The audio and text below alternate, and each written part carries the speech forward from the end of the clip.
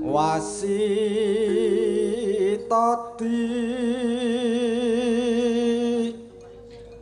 saking prawinases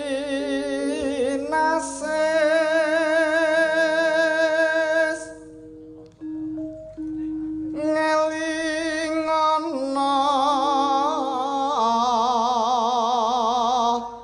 yen urip ing donya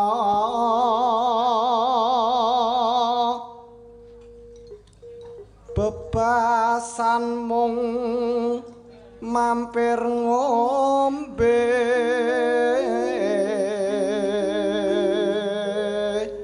pepiling muni terus apa wi bakso apa sop wi baksone metu dasare sinden-sinden senengane pentol wah wesan karo ngrahapi karo midhangetke suarane Mas Prasetyo Sulomo kono do mangan kene mung mambu tok iki ayo aja jibane dhewe-dhewe kok protes ora enggak salat kang limang wektu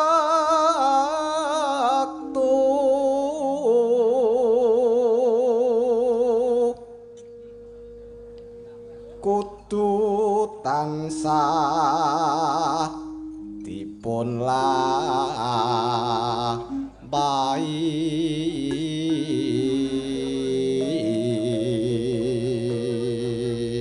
nadyan piyayine cilik ireng ayo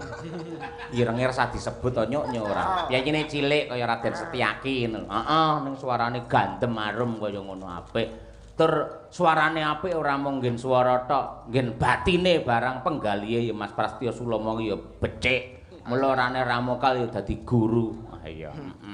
guru umure kaya padha karo murite ayo ya ora tetep panjenengane apa cilik sepuh kok ayo disepuhke ayo lare sepuh iku caka agama pakartikang luhur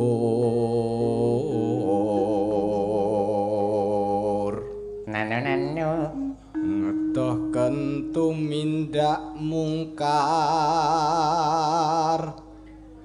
yakti urip mangya tentrem lair batin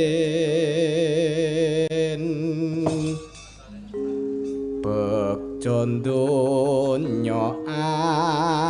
akhir